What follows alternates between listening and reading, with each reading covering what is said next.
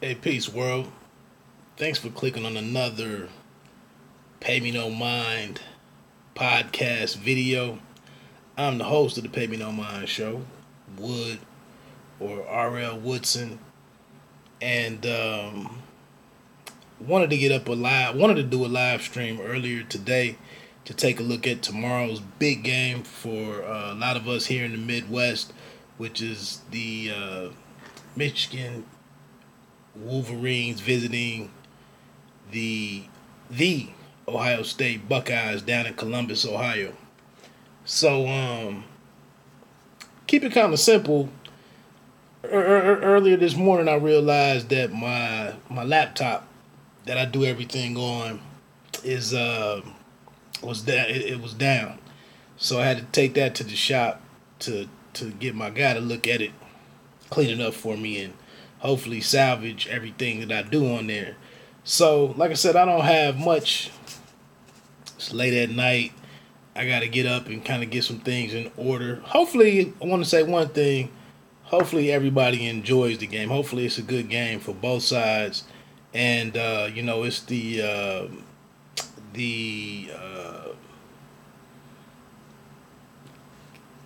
it kind of it lives up to the hype, but it's also a just a hard fought, well played game. So hopefully it holds everybody's interest, and may the best team win.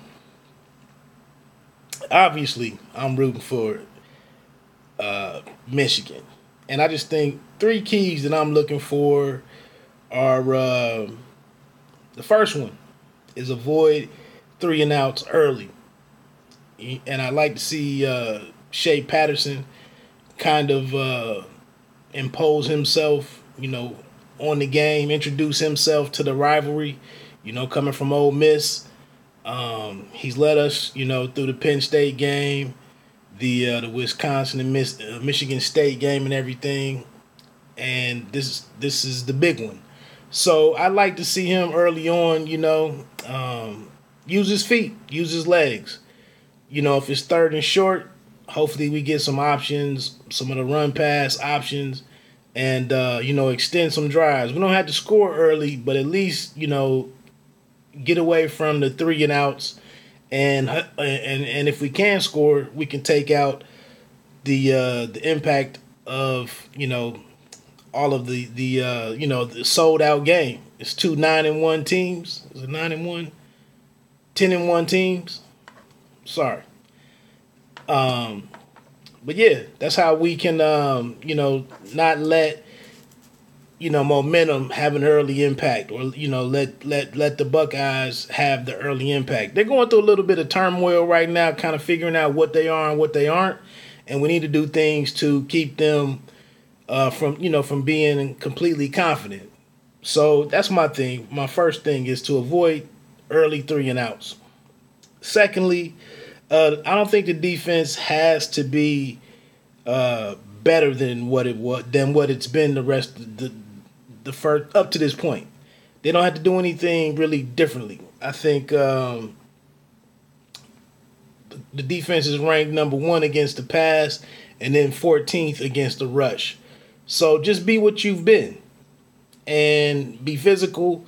Avoid the targeting penalties. Avoid stupid penalties. One thing that I like is that the Ohio State rushing attack isn't where it's been, the last several years. And this year, to make it even better, they don't have a mobile quarterback in Haskins. So I think it's been some games since Harbaugh has been in Ann Arbor where Michigan had an equal team, or the first year may have even been a better team slightly. But the difference has been when we got up, when the Wolverines got up. Let me be a little impartial. When they got up, they let them back in the game by quarterback runs, and by consecutive quarterback runs. So, like I said, I think they're gonna have to pass the Buckeyes. I think they're gonna have to pass to get into it, to stay into it, and to compete. and to string together drives and whatnot. So that plays into Michigan's hands, in my opinion, being that Michigan does have the top ranked defense, passing defense. So we do need to see what the status is on Winovich. And I'm sorry, I didn't check that out earlier to see what was up with his injury. But other than that, the defense just has to show up and do what they've done the last 2 years, really. But, living up to what they've established this year. Third, I was kind of split on a couple of different factors here. But I think one key thing would be to take advantage of Ohio State's defense against the run. Now, in my opinion, no disrespect to Karan Higdon, but he's not the type of back that was doing that work in Maryland last week. So I don't see him having those types of explosive home run plays. But if he could rip off, maybe a 10, 15, and a 20-yard, go for the cycle, per se, average close to the 5 yards per carry that the Michigan offense is averaging, and then get a 10-yard run, 15-yard run, 15 to 18, and then maybe hit 20 to 25 run. We do all of that, and he ends up with over 100 yards for the day. I think that's going to go a long ways in us being pretty successful. So that's kind of the three keys. Obviously the turnover game, if there are turnovers involved, winning that would be key. And then just avoiding costly mistakes. I think that's calling bad plays, putting putting Shea Patterson in bad plays. I think that's something that's been done in the past. And then be sound in the special teams game. So OSU averages about 42 points per game. Michigan is averaging about 36 per game. This is the best offense that the Michigan defense has faced all year. I think they're number 3 in total offense. About 1,500 more passing yards than Michigan. So, like I said, I don't know if Michigan can win through the air, but I do think between Peoples-Jones and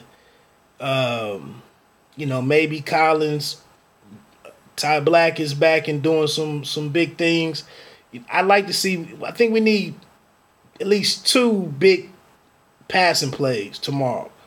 But they've tried to go with these and connect with these in the last few weeks, and have had moderate success. So hopefully, there won't be the overthrows or the underthrows, the bad throws that have messed up some of these big plays. But I think Peoples-Jones could be a guy that's proven himself to be a game breaker. It'd be good to see one big play from him. Since I couldn't do my regular live stream with my regular graphics, this is about all I could do to try to personalize this here live stream. But anyway, like I said, 42 to 36 on the average scoring per game. So I think I'm going with Michigan to pull out this victory and move on to the Big Ten Conference Championship game. And I think it's going to happen by a final score of 29 to 24. Like I said, I'm getting this up extremely late. If you have anything that you want to weigh in on the matchup, feel free to comment below. I don't think much of the bullet board or what they call it, the bulletin board stuff that came out this week with wins being guaranteed and whatnot. I don't think much of that factors into this one. I think it just boils down to good, well played football on both sides. So, and I think, it's the rivalry game. I know some here in Ohio. I've had several Ohio State fans say that this is Michigan's year where they, it's a blowout. I don't believe that. I know a couple guys on Michigan, and maybe even Harbaugh would like to blow out Ohio State. But I just don't see it being. I can't see it being a blowout early. Maybe late in the third, middle of the fourth quarter, there could be some separation, I guess, which would totally go away from my score. But yeah, I don't see it being a blowout. I don't. Like I said, Ohio State is the third ranked offense in the country right now, so that has to stand for something. And then Haskins is a pretty good, pretty solid college quarterback, so he'll figure some things out. And I think Urban, despite looking a little off the last couple of weeks, I think he'll put it together somehow for this game. They'll step up. So that's really all I'm really gonna say. Probably went about 5 minutes longer than what I wanted to anyway. So with that, I'm going to shut it down. Enjoy the game. Please subscribe to the channel. Hit the like button. Like I said, I wasn't trying to blow people away with this late night video. But I did want to touch on the game since it's one of the biggest things in sports in the Midwest. And, it's a game of, stand-up athletes, great sportsmanship. So enjoy the game, and I'll probably do something afterwards. And I'm out. Peace.